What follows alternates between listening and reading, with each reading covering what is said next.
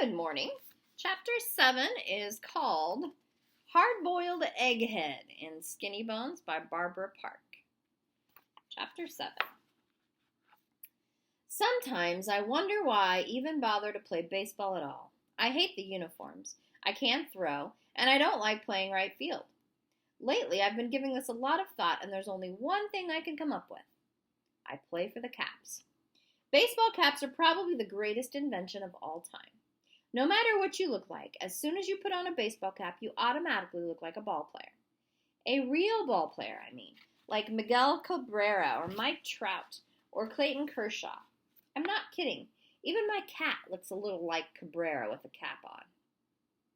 Once, just to prove my theory, I did a baseball cap experiment with my grandmother. My grandmother's about 80 years old, but she doesn't look it. She doesn't need a cane or anything, and she only wears glasses when she reads. One of the things I like best about my grandmother is her blue hair. It sort of reminds me of cotton candy. I'm not sure that she really knows it's blue, though. A few months ago at Sunday dinner, she told my mother that she puts a steel gray rinse on it. I started to tell her that it looked more like robin's egg blue, but my mother shoved a roll in my mouth. Anyway, after we finished eating, I snuck up to my room and grabbed my baseball cap. Then I crept up behind my grandmother and put it on her head. Aha! Just as I had always suspected, she was a dead ringer for Buster Posey. Grandma wasn't a very good sport about it. She yanked my cap off her head and threw it on the floor. Man, was her blue hair ever a mess. Now she looked like Don King, that boxing promoter guy. I tried to help her smooth it, but she swatted my hand away. Not before I noticed the bald spot, though. Right at the top of her head, Grandma had a little bald spot. I offered to let her put my cap on to hide it, but she left the table in a huff. I knew exactly how she felt. My barber, Mr. Peoples, has given me more bald spots than I can even count. I'll never forget the time he made my head look like a cue ball. Looking back, it was probably my own fault, though. As soon as I walked in his shop that day, it was obvious that Mr. Peoples was not in a good mood. And it's a well-known fact that when barbers are feeling down, they give kids funny haircuts to cheer themselves up.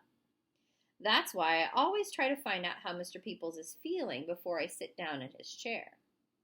But on this particular day, it didn't do me any good at all. "Hello, Mr. Peoples," I said pleasantly. "How are you feeling today? Arthritis acting up? Problems with the wife?" Mr. Peoples frowned. "Get in the chair, Alex. I'm tired, my feet hurt, and I'm not in the mood for your jokes." Right away, I started backing out of his shop. "Okie dokie. Well, nice chatting with you, Mr. P. I think I hear my mother calling me from the parking lot. I'll come back another day when your feet are feeling better." Mr. Peoples pointed to the chair.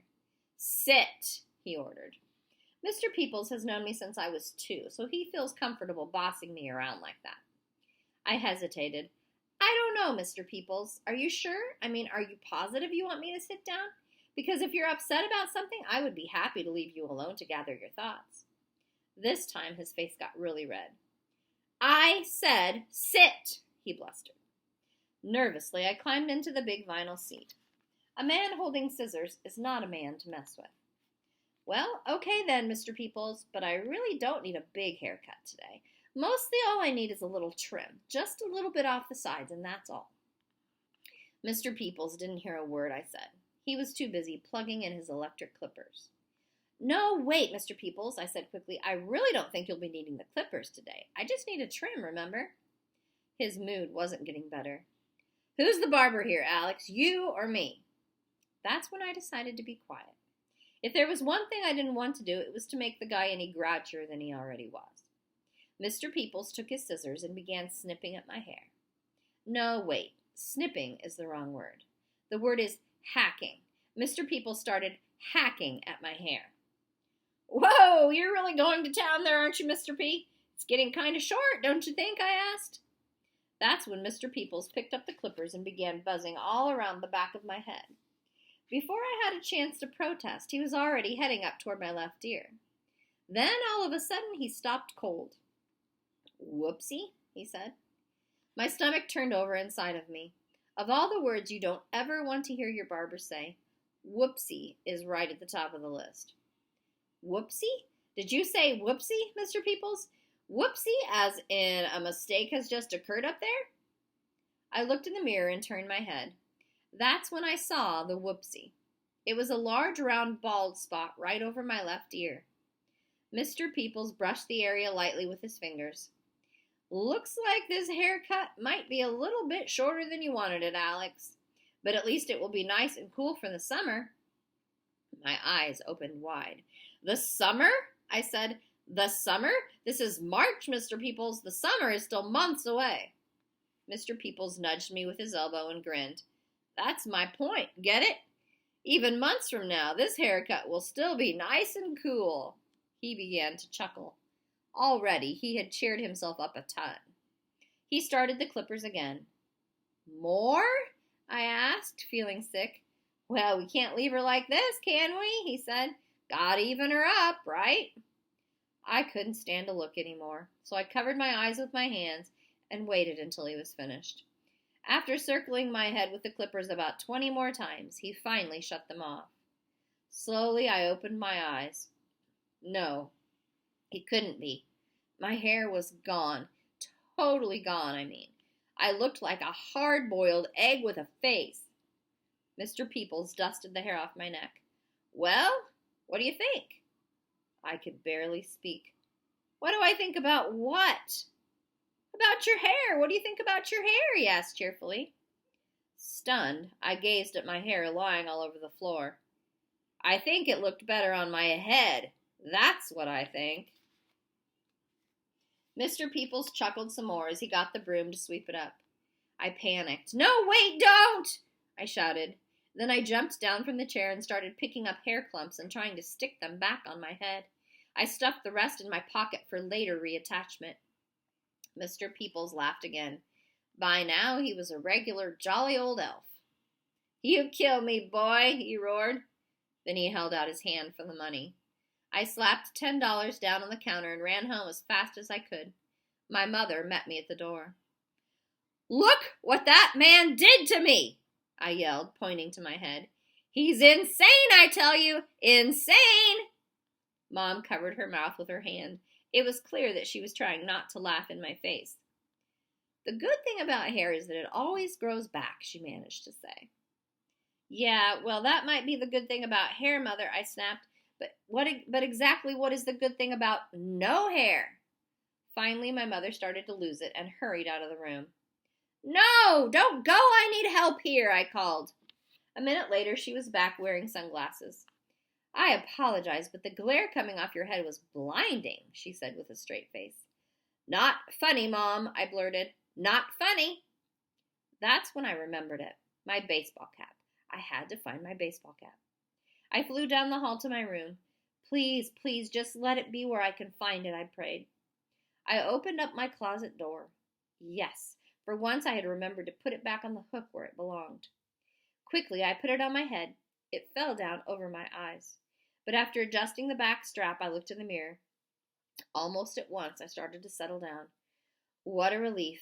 I looked like a cross between Mike Trout and Andrew McCutcheon. I'm telling you, baseball caps are the invention of the century. Now, if only baseball caps could make me hit home runs like Mike Trout, everything would be perfect. I guess you could say that hitting a home run is a dream of mine. I don't think it will ever come true, though. It's pretty hard to hit a home run when all you can do is bunt. Bunt. I've always thought that was such a stupid word. The first time I heard it, I was only about 7. This kid on my baseball team was on his way up to bat, and before he left the bench, he turned around and said to me, I think I'm going to bunt. At first, I had no idea what he was talking about, but whatever it was, it didn't sound good. I sat there trying to figure it out, and then out of nowhere, it clicked. Bunt? Wait a second. I bet it's another word for puke. Oh no, that poor kid's sick, and no one knows it but me.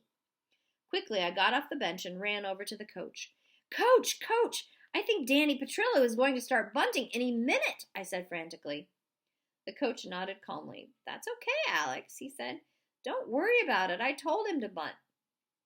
Okay, now I was really confused. Why in the world would a coach tell one of his players to hurl? Was this some strange baseball rule I hadn't heard of? Were you allowed to throw up and run to first? Was he hoping to catch the other team off guard or something? Oh, geez, I hoped he wouldn't tell me to bunt, too. I tugged on his shirt. Listen, Coach, I said, I don't think I could bunt even if I wanted to. I feel very good today. Plus, I haven't even eaten dinner yet. The coach looked at me kind of strange and told me to sit down. I went back to the bench and watched the kid at bat. When the ball came, he took his bat and held it sideways in front of him. I figured he was just trying to get it out of the way so he wouldn't bunt on it. And since I was next at bat, I thought this was a very considerate thing to do. But instead of getting sick, the kid took the bat and tapped the ball toward third base. Then he ran as fast as he could and made it to first in plenty of time. Great, yelled the coach. Great bunt, Danny. I nudged the kid next to me. I didn't see it. I didn't see him bunt. Did he do it in the grass? Where is it? Where is what? He asked. You know, I said, the bunt. Where is the bunt? Weren't you watching? He asked. He bunted the ball down the third baseline and then ran to first. Suddenly, I knew what a bunt really was. Man, did I ever feel like an idiot. Thank goodness no one ever knew what I had been talking about. Anyway, from that day on, I started working on my bunting. It just seemed like the perfect skill for a kid my size. And now, after 4 years of practice, I'm probably one of the best bunters in the entire Little League. It's not the kind of thing that gets you any respect, but still, it's something. Sometimes Brian helps me practice my bunting at recess. Last week, TJ saw us and came strolling over again. Bunting is for wimps, he announced loudly. I ignored him. Any kid with half a muscle can hit the ball for real, he said. Still, I ignored him. Oops, I forgot. You don't have half a muscle, do you, Skinnybones? He said. He grinned meanly. Hey, I just thought of something. Only runts bunt. Get it? Get it, Alex? I made a poem. That's when I decided to stop ignoring him. Brian tossed me another ball. I held the bat steady until the very last minute, then I turned it sharply and directed the ball right into TJ's head. Whoa, sorry, TJ, I said. Man, it seems that all I've been doing lately is accidentally hitting you with baseballs. Geez, it's a good thing they keep hitting you in the skull. Otherwise, you could get hurt. For the millionth time in my life, TJ shoved me to the ground and sat on top of me. He was smirking like crazy. We'll just see how good you bunt on Saturday, funny guy, he said. For a second, I didn't know what he was talking about. Then all of a sudden, I remembered. Saturday was the day when our Little League teams were scheduled to play each other. Wonderful. And now I'd gone and made him mad. I closed my eyes. Way to go, Alex. You've done it again. And that's the end of chapter 7.